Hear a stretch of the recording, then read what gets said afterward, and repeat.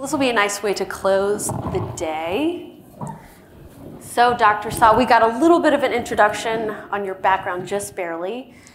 Tell us your professional background and how that plus your personal experience led you to write Defy.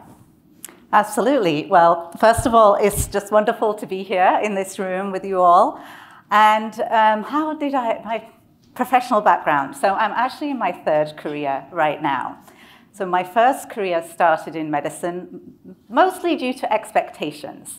So as a child, I was known for being an obedient daughter and student. And I remember asking my father when I was quite young, what does my name mean? And he said, oh, in Sanskrit, Sunita means good. And mostly I lived up to that. So I did what I was told. I did all my homework as expected. And these were the messages I received, not just from parents, but also from teachers and the community. So be good, obey, don't question authority, don't make a scene, be polite. And I followed that mostly, and I ended up in medicine. So that was my first career as a doctor in the UK. So I got told medicine is the best thing you can do. Why would you not want to do medicine? So I could think of a few reasons, mostly the blood and gore. But I decided to do that. During that time, in the UK, it's a combined undergraduate and graduate degree. I also took a year out in the third year of medicine to study psychology. And I absolutely loved that year. It was fascinating. But I went back to clinical medicine as expected, and I finished and I graduated and I started working as a junior doctor. I then got the opportunity to do some consulting work for the pharmaceutical industry, and that ended up being my second career, working as a management consultant. And I became really fascinated with how the medical profession and industry interact with each other and how they influence each other, and the many conflicts of interest there and the rationalizations physicians come up with for why we accept gifts and other types of barely disguised bribes from industry.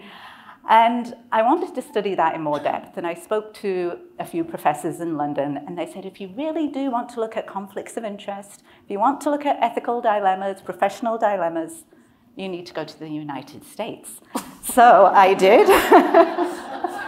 I came to the United States. I did a PhD in Carnegie Mellon University. I was not short of material to study. And I haven't looked back, really, in a perfectly planned path. Right? So to answer your question as to how this led to my book and where I am now, I was always fascinated, even though I was so compliant, I had this masterclass in compliance growing up, I was fascinated by that single word, defy, and how other people could do it so much more easily than I could. And I started to look at this in more depth and wondered why we are so socialized, at least some of us, to comply so much. And it's because we start equating being compliant with being good and defiance with being bad. And it made me wonder, is that always true? Because when I delved into it, I found in one survey, 9 out of 10 healthcare workers, most of them nurses, did not feel comfortable speaking up when they saw a colleague or a physician making a mistake. And you really do want your nurses speaking up at that point. And it's not just in healthcare, in all industries. In another survey of over 1,700 crew members of commercial airlines, half of them didn't want to speak up when they saw an error being made. So again, these are life and death situations, but it doesn't have to be that way. And when I looked into this, I just started to think, is it sometimes bad to be so good? What do we sacrifice by disregarding our values? And that tension that I had quite often between doing what I thought was the right thing to do, living by my values, and what others expected me to do, and the way that I was socialized to be compliant, that tension really drove a lot of my work and research. And I started looking into sort of our levels of compliance and how we can defy, and that led me to the book. So when you say defiance, what are you describing? We probably all have a specific image in our mind or definition. What's your definition? That's a great question, because when we often think about defiance, we think about it with this negative connotation. And after decades of now studying influence, advice, and authority, what I've discovered that is crucial and substantially changed how I think is that we've misunderstood what it means to defy. So the Oxford English Dictionary definition of defiance is like to defy is to challenge the power of somebody else, boldly and openly resist them. Now, I'm not one to usually disagree with the Oxford English Dictionary, having grown up in the UK after all, but I think that definition is way too narrow and it doesn't honor our agency. So my definition of defiance is that to defy is simply to act in accordance with your true values when there is pressure to do otherwise. So we reframe it as a positive pro-social force in society because every act that we do, every act of compliance, consent, dissent, defiance, every single act builds and creates the society that we live in. So it affects our lives, our communities, our workplaces, and that's why it's essential to really understand what defiance means.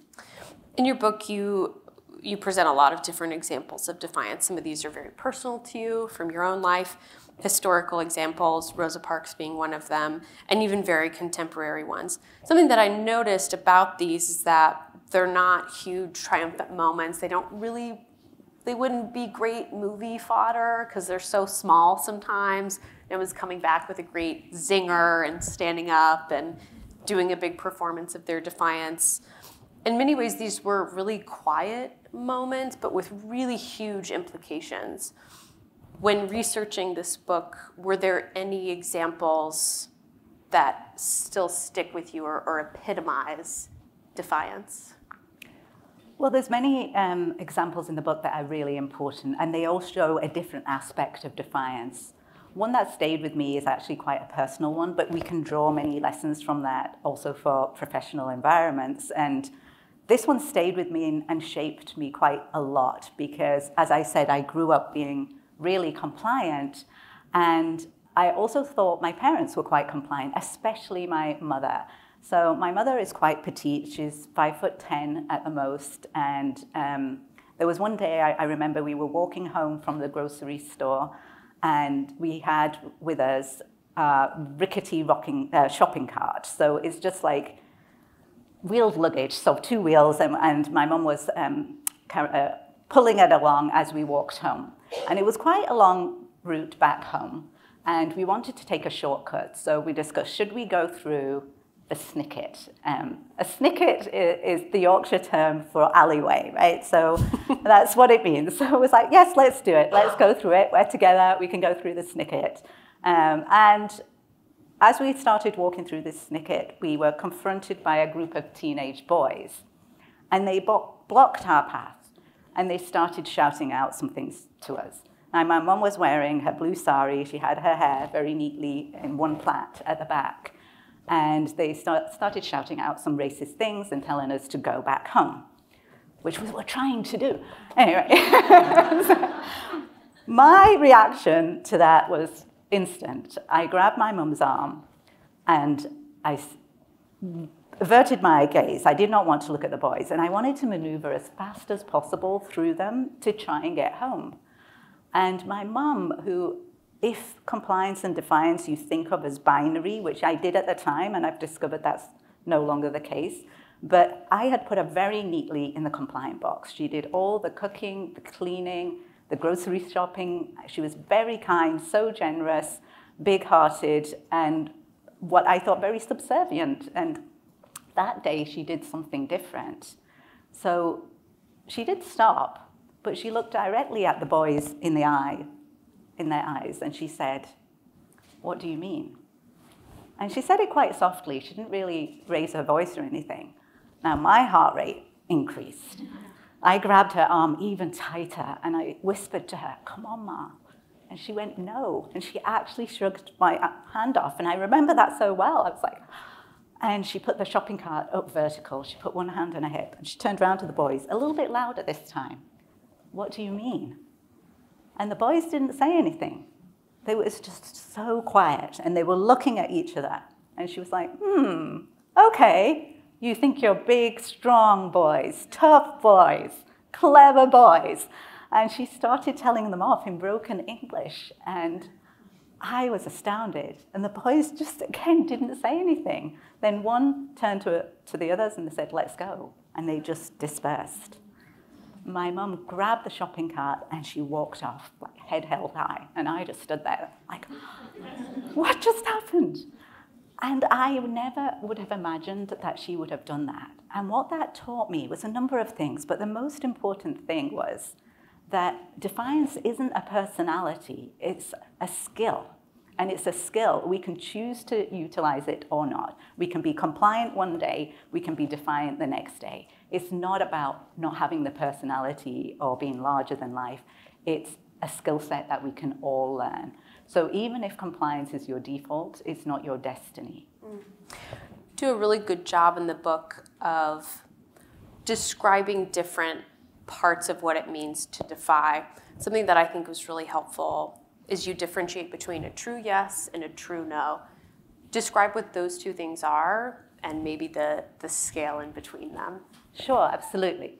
So when we think about compliance, it's very different to consent and defiance. So compliance is going along with something. It's usually externally imposed. So you could be following an order, a suggestion, an expectation, even society's expectations. You go along with it either unthinkingly or unwillingly. But consent is often conflated with compliance, but it's fundamentally different. And I take the definition of informed consent in medicine and I apply it to other decisions we make in our lives.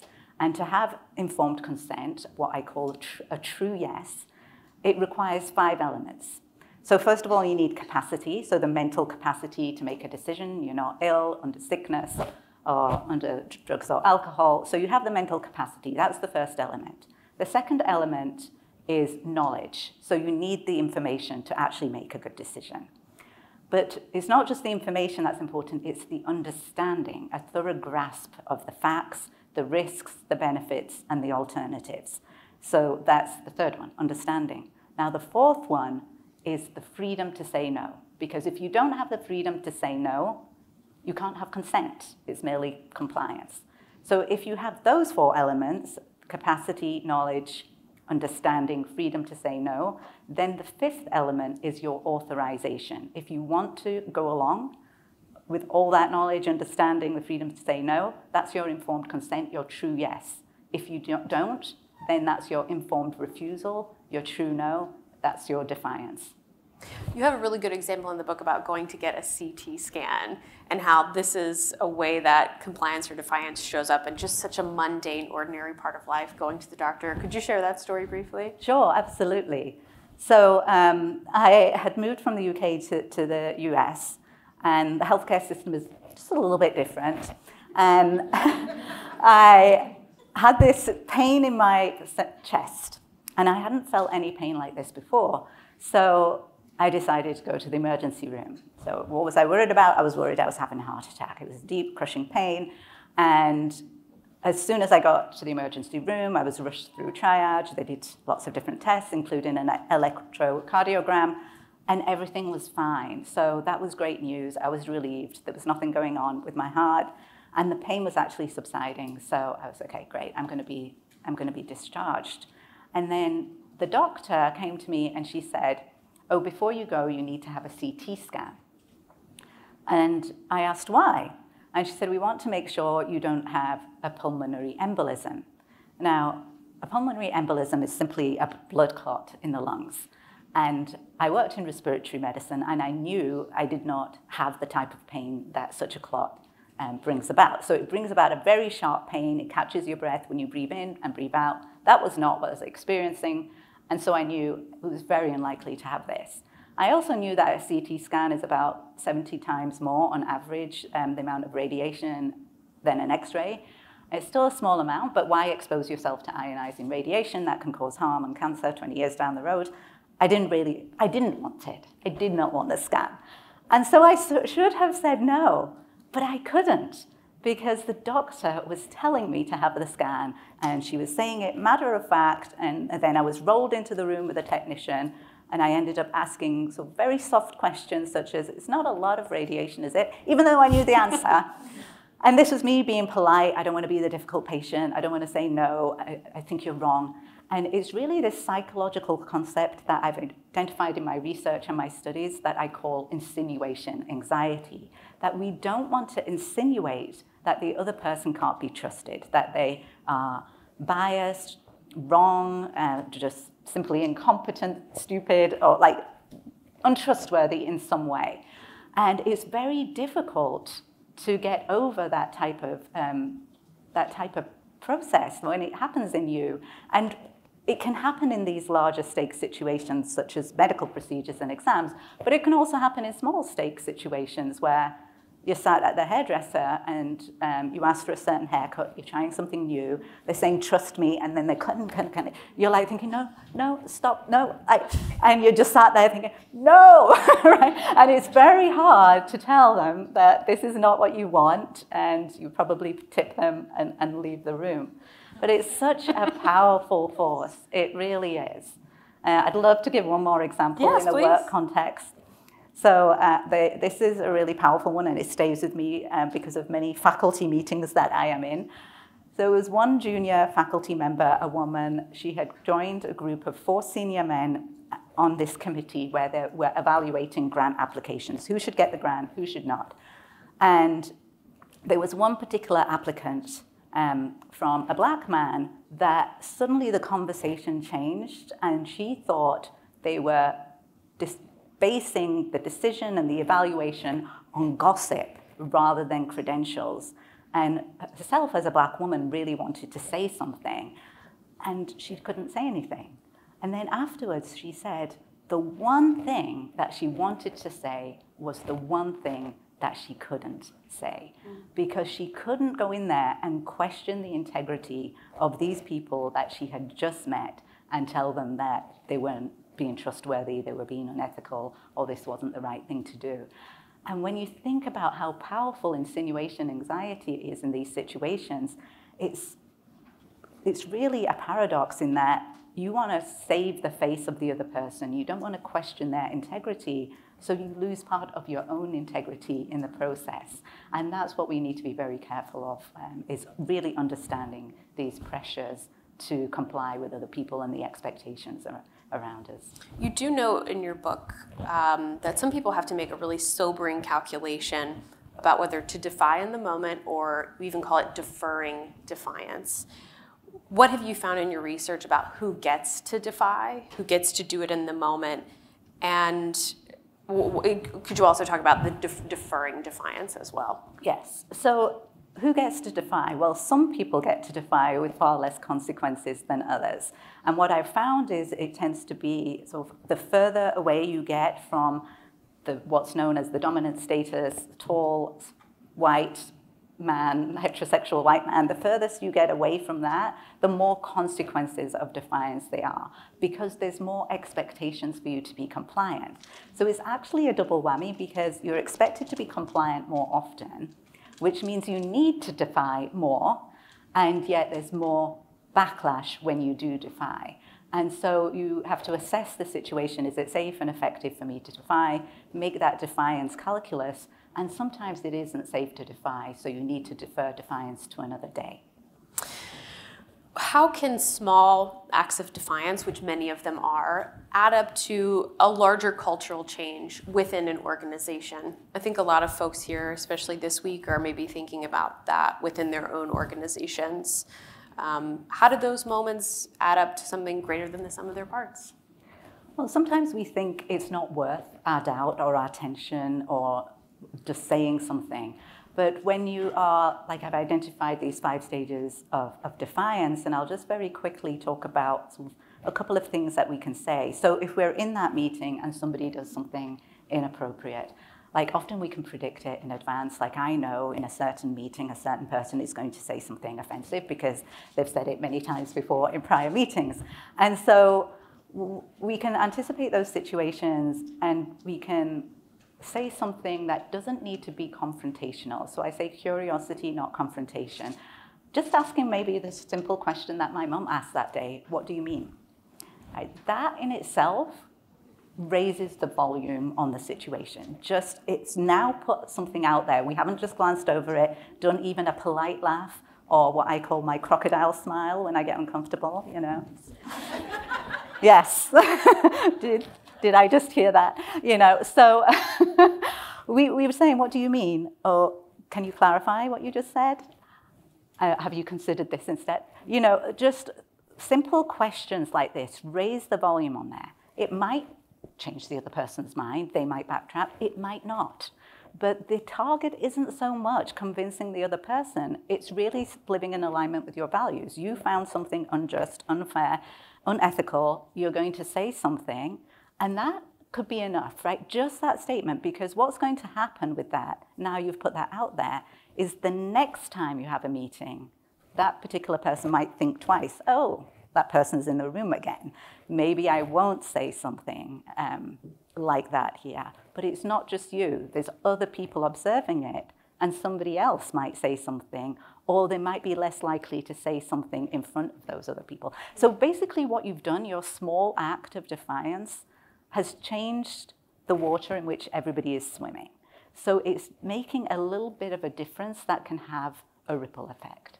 How are we on time? We're out. I want to have one last question for you.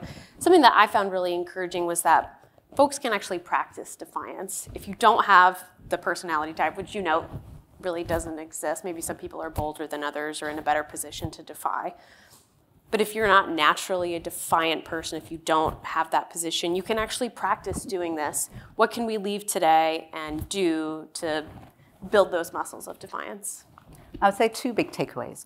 One is the mindset shift. So if you think of defiance as being loud, bold, aggressive, violent, or even heroic or superhuman, not for me, both of those things are wrong. So defiance can be quiet, values-based, and it can be unique to what's comfortable with you. So we can all do it. It's actually not just for the brave and the extraordinary. It's accessible and it's necessary for all of us. So we can learn that skill. And how do we do that? So first of all, we start anticipating, as I said, visualizing, and then often our moments of defiance are preceded by many moments of compliance. Even Rosa Parks' famous no on the bus, many moments of compliance before that and going along with segregation laws before the defiance. We learn from those situations. Why didn't I speak up? What factors enable me to speak up? What doesn't? And then we start practicing role-playing and scripting. Why is that so important? If we've been wired to comply, we need to change the neural pathways. And to do that, we need to practice. We need to get our ears used to hearing those words from our mouths used to saying them. The practice is really key. Defiance is a practice, not a personality. And there's a wonderful quote that I always remember that helps me with my practice, and it's always attributed to Bruce Lee, but it was actually a Greek poet that said, under duress, we don't rise to the level of our expectations. We fall to the level of our training. And so we need to practice. We need to become our aspirational selves, and we can only do that with practice. Thank you so much, Dr. Sah. She'll be available out there with her book to speak with folks. Thank you so much. Thank you.